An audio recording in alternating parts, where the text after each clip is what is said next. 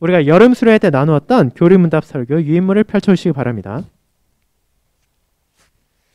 여름 수련회 유인물을 보시는 분들은 오늘 1쪽부터 7쪽의 교회 질서 제68항 요소들 앞에 있는 세심하게 살펴야 할 필요가 있습니다 라는 부분까지를 읽는다는 것을 기억해 주시기 바랍니다. 원래 이것이 두 개의 따로따로 된 기고문이었는데 수련회를 준비하면 하나로 합친 것이라 한 번에 하기에는 양이 많아 반으로 나누었습니다.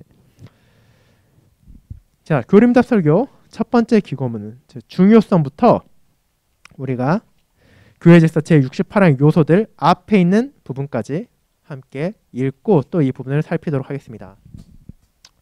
여름 수련회 때 여러분이 이 서론을 들으셨다면 기억하겠지만 이 교리문답 설교에 대한 부분은 우리에게서 사실 가벼운 부분이 아닙니다. 왜냐하면 우리가 꾸준히 듣고 있고 또 유지하고 있는 것이기 때문입니다. 그렇기 때문에 우리는 그럼 우리가 왜 교리문답 설교를 하고 있는지, 왜 우리는 교리문답 설교를 듣고 그것을 개혁교회가 꾸준히 유지해 가고 있는지를 기억해야 될 필요가 있습니다. 그저 의미 없이 그냥 하니까 하는가 보다라고 생각하는 게 아니라 우리가 예배의 각 요소들의 의미가 있는 것처럼 이 교리문답 설교도 그와 같은 의미가 있다는 것을 기억해야 합니다. 그리고 캐나다 기독교 안에서도 캐나다 기독교의 소식지를 살펴보면 거의 10년 간격으로 한 번씩은 교수님들이나 목사님들에 의해 이 교리문답 설교가 왜 필요한지, 교리문답 설교가 왜 유지돼야 되는지, 교리문답 설교가 어떤 유익이 있는지를 계속해서 기고함을 통해서 성도들이 그것을 꾸준히 기억하도록 하는 방식을 취하고 있습니다. 물론 각각의 저자에 따라 그것을 바라보는 방식이 약간씩은 다르다 하더라도 그럼에도 불구하고 성도들이 교리문답 설교를 그저 당연한 것으로 여기는 것이 아니라 그것이 가진 의미를 기억하도록 하는 것입니다. 그렇기에 작년 여름 수련회 때 구속사적 설교를 통하여 우리의 오전 설교와 관련되어 있는 설교의 방식에 대해 다룬 우리는 이제 교리문답 설교를 통해서 그럼 이제 오후 예배 때 우리가 함께 나누는 교리문답 설교가 어떤 의미를 가지고 있는지를 살펴볼 것입니다. 자, 이 첫 번째 기고문은 1976년 클라리온의 캐나다 기독교 신학교의 목회학 은퇴 교수님인 반드룬 교수님께서 기고하신 글입니다. 그럼 이 부분도 한 문단씩 교독하도록 하겠습니다. 먼저 제가 읽도록 하겠습니다. 교리문답 설교 1번. 중요성. 비록 개혁교회 신자로서 우리가 교리문답 설교를 당연하게 여기는 경향이 있지만 이것의 중요성은 숙고할 가치가 있습니다.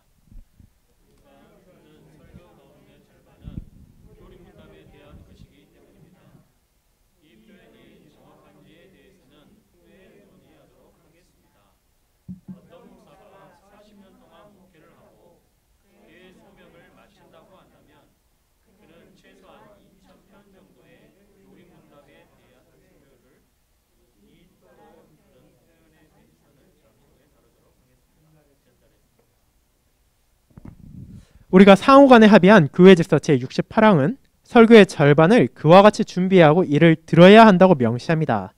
그렇게 이와 같이 전체 설교의 절반의 비중을 가진 것은 목사와 성도에게, 강단에 선 사람과 회중석에 앉은 사람에게 모두 중요하기에 자세히 살필 필요가 있습니다.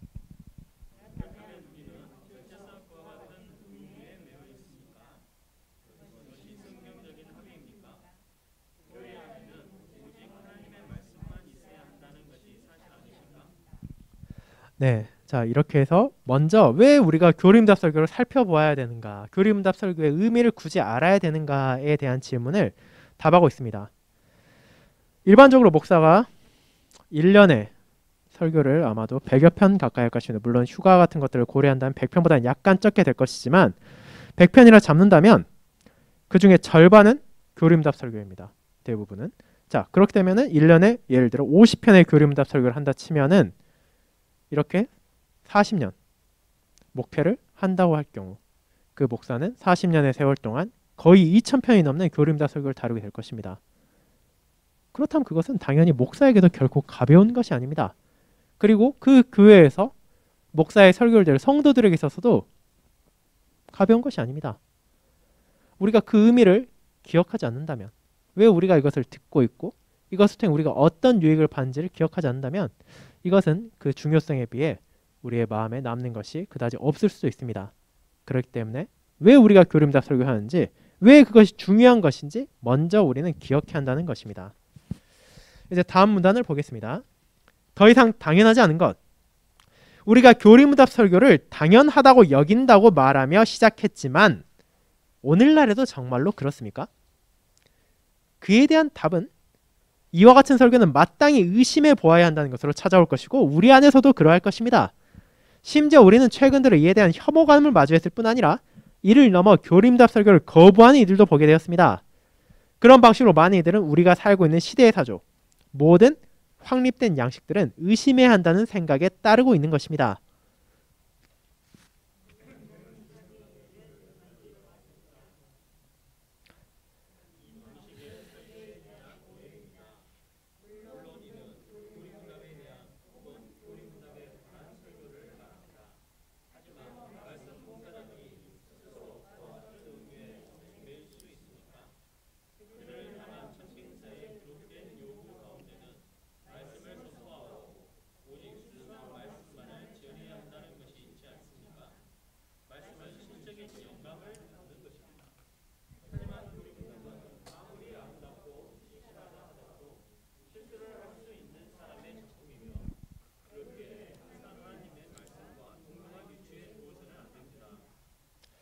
B. 또 다른 원인 중 하나는 교리문답이 마치 영감을 받은 것처럼 다루어 설교에서 성경의 본문을 설명하고 적용하는 것과 정확하게 동일한 방식으로 교리문답의 본문을 설명하고 적용하는 목사들에 기반하고 있을지 모릅니다. 그것은 우리가 가진 고백서의 제7항, 우리는 아무리 거룩한 사람이었다고 해도 사람의 글을 하나님의 성경과 동등한 가치에 있다고 여겨서는 안 된다는 것에 반대되는 것이 아닙니까? 교리문답은 영감받지 않았습니다. 그러므로 이는 성경의 본문이 설교 본문으로 다루어지는 것과 동일한 방식으로 설교 본문이 되어서는 안 됩니다.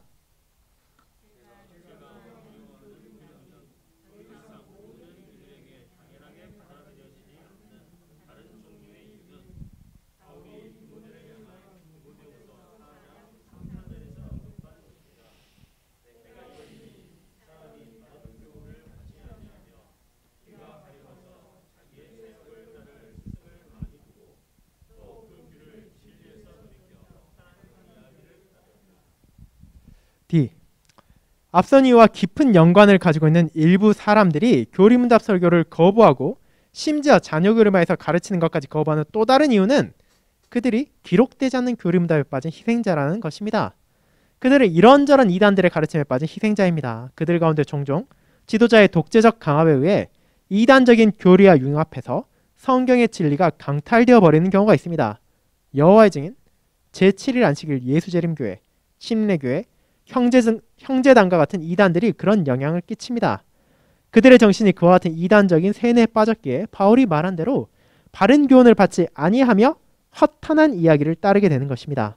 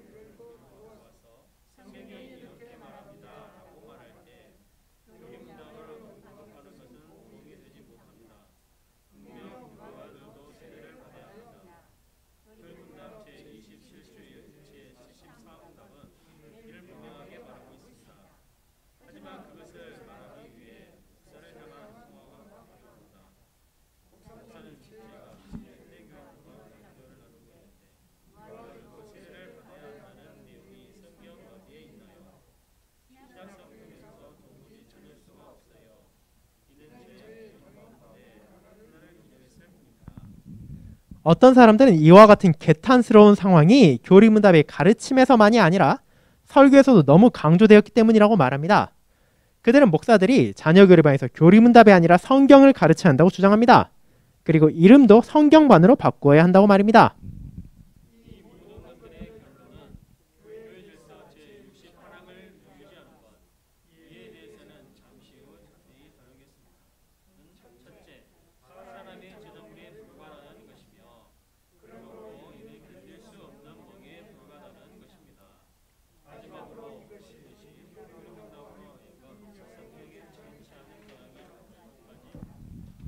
그러므로 여러분은 이와 같은 교리문답 설계 현상을 함께 공부하는 것이 필요한 것이라는 점을 동의할 것입니다.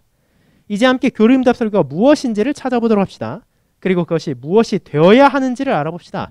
그리고 어째서 그것이 그토록 중요하여 유지되어야 하는지를 살펴봅시다. 마지막으로 어떻게 그것이 이루어져야 하는지에 대한 몇 가지 제언도 나누도록 하겠습니다. 자, 이 부분 같은 경우에는 이제 교리문답 설계가 당연하다 생각하고 있지만 실제로 당연하지 않게 여기는 풍조가 있었다는 것입니다. 그런데 놀라운 것은 지금 이쪽에 첫 번째 문단에 보면은 우리는 최근 들어 이에 대한 혐오감을 마주했다고 적혀 있는데 이걸 쓰인 시점은 1976년입니다. 그리고 1976년은 캐나다 개혁교회가 교단으로 설립된 지 10년 정도밖에 안 된 아주 이른 시기입니다. 즉 개혁교회가 교리문답 설교를 가지고 있는 것, 그저 당연하게 가지고 있는 것이 아니라 그 안에서도 이미 오래전부터 꾸준히 교리문답을 반대하는 세력들이 있었고 또 그와 토론하고 때로는 갈등을 겪고 투쟁함을 통해서 이것을 유지하고 보존하고 있다는 것입니다. 그리고 그 이유는 그럴 필요가 있고 그럴 중요성이 있기 때문입니다. 자, 그리고 이어지는 이제 A부터 E까지의 여러 가지 비판 혹은 비난이 있고 이제 이에 대해서는 우리가 또 마지막 부분에 다시 한번 다룰 것이기 때문에 넘어가도록 하겠습니다. 자, 그럼 교리문답의 역사를 살피도록 하겠습니다. 네, 읽어주시죠. 그 역사에 대해서.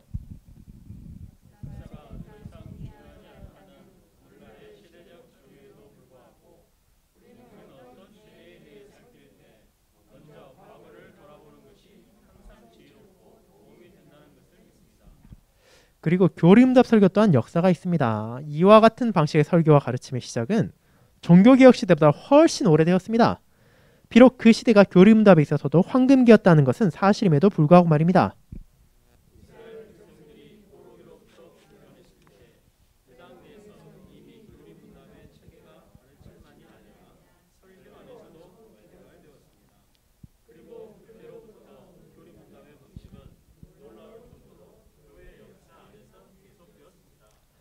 그와 같은 초창기에 종교적 가르침은 네 가지 근본이라고 제가 부르는 것을 중심으로 이루어졌습니다. 어린 유대인들은 여전히 우리의 교리문답의 본문을 구성하는 네 가지 주제에 대해 배웠습니다. 물론 그 당시의 계시와 구속 역사의 관계로 이와 같은 네 가지는 조금씩 달랐습니다. 회당은 다음을 가르쳤습니다. 첫 번째, 신경, 성경적 문장을 다음과 같은 표제와 조합했습니다. 이스라엘아 들어라, 여호와 우리의 하나님이 주님이시다. 두 번째, 율법, 우리의 교리문답 제33주일부터 제44주일과 동일합니다. 세 번째, 기도, 18기도라고 불렸습니다. 왜냐하면 그것이 18개의 문장 혹은 간구로 이루어졌기 때문입니다. 네 번째, 성례, 물론 구약의 성례에 관한 것이었습니다. 유월절과 다른 절기들 그리고 성전에서의 제사들과 예전을 다루었습니다.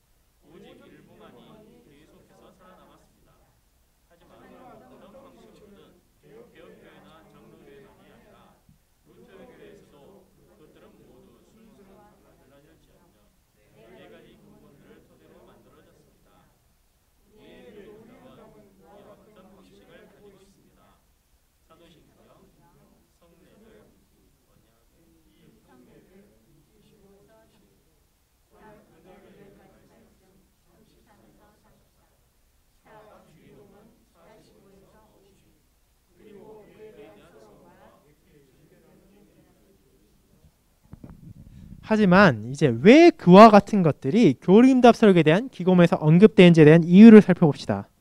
하이데벨 교리문답, 우리는 이 교리문답의 한 장에서 다룰 것입니다.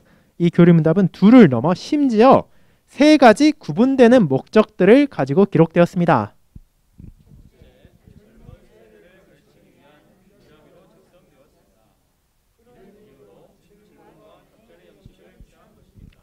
둘째, 오후 예배의 설교를 위한 프로그램으로 작성되었습니다. 이런 이유로 이는 52장으로 구분됩니다.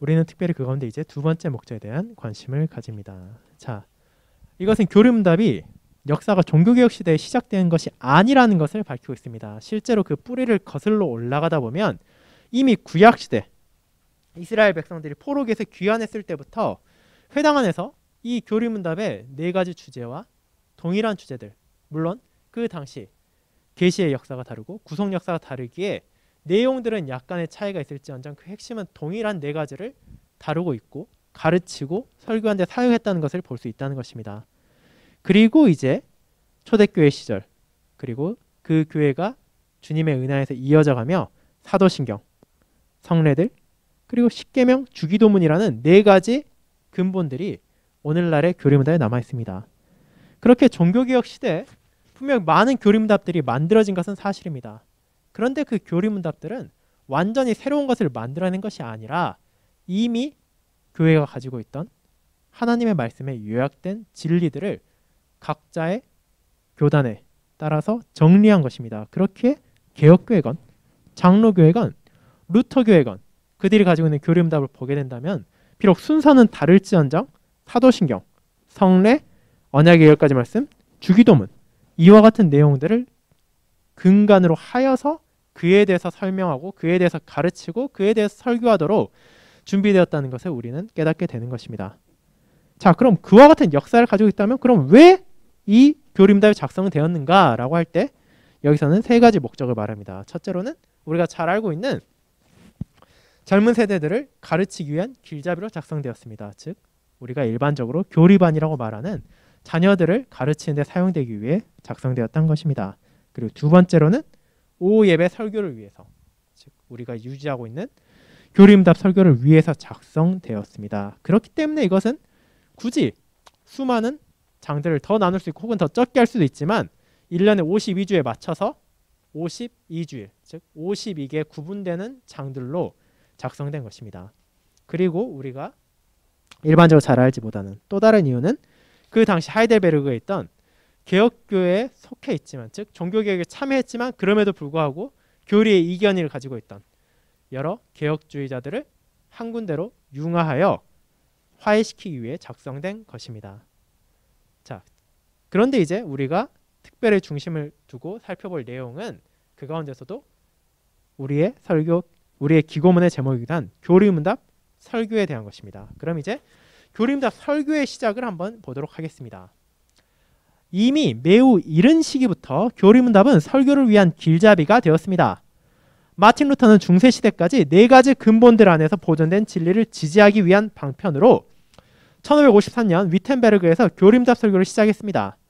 칼빈의 동역자 블링거는 이미 1532년에 교리문답 설교를 시작했습니다. 영국 런던에서 모인 네덜란드 난민교회에서 라스커는 제네바 교리문답에 대한 설교를 1550년부터 시작했고 그것은 하이델베르그 교리문답이 출판된 1563년 하이델베르그 교리문답으로 대체되었습니다.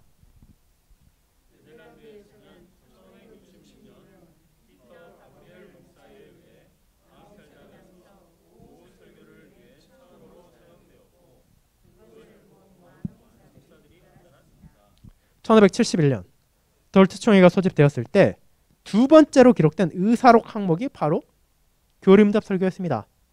1618년부터 1619년까지 모였던 도르트 총회까지 이어지는 모든 회의들을 통해 교회 질서가 오늘날의 형태로 완성되었으며 이와 같은 방식의 설교에 대한 규칙인 제68항이 포함되었습니다.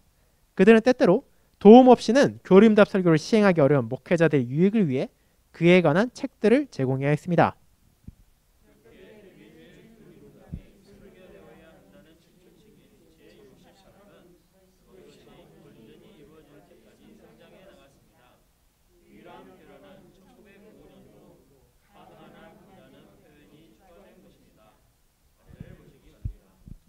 이제 우리가 그 항목을 살펴볼 필요가 있습니다. 이것은 1968년 우리의 교회가 가진 유일한 항목에 대한 번역 초안입니다. 자, 이 교회 질서 제 68항을 다 함께 읽겠습니다.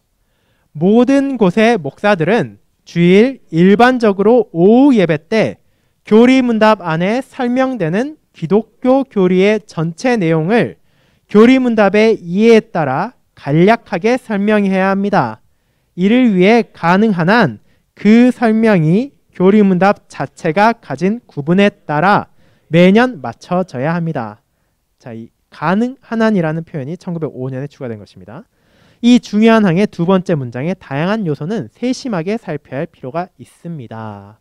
자, 여기까지가 오늘 우리가 살펴볼 교리문답 설교의 첫 번째 기고문의 내용입니다. 자, 이 교리문답 설교의 시작, 우리 생각보다 훨씬 긴다는 것을 알 수 있습니다. 정말로 그 뿌리를 거슬러 올라가다 보면은 1532년부터 시작된 것이기 때문에 이제 거의 500년에 가까운 시기가 됐다는 것을 우리는 알 수 있습니다. 자, 그런데 이제 이 교리문답이 설교돼야 한다는 이 68항의 교황이 생길 때까지 물론 여러 가지 어려움이 있었습니다.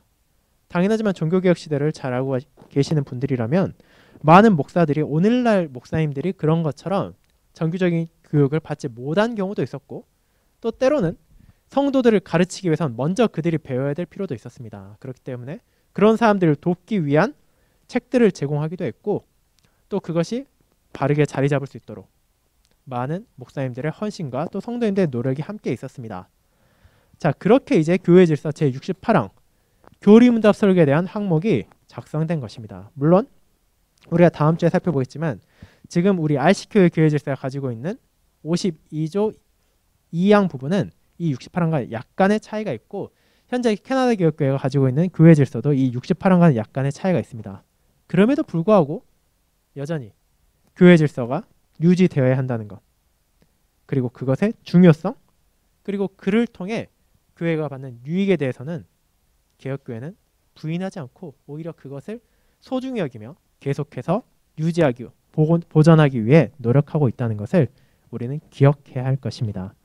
자, 이렇게 교리문답 설교, 즉 교리문답의 역사와 또 교리문답 설교의 시작 부분을 우리가 함께 살펴보았습니다. 이제 다음 주에는 그렇다면 이 항목, 제68항의 항목을 하나하나 살펴보면서 자, 그것이 왜 삽입되었는가, 또 그것이 어떻게 적용되어야 하고, 또 그것이 우리에게 무슨 의미를 가지고 있는지를 또 나누도록 하겠습니다.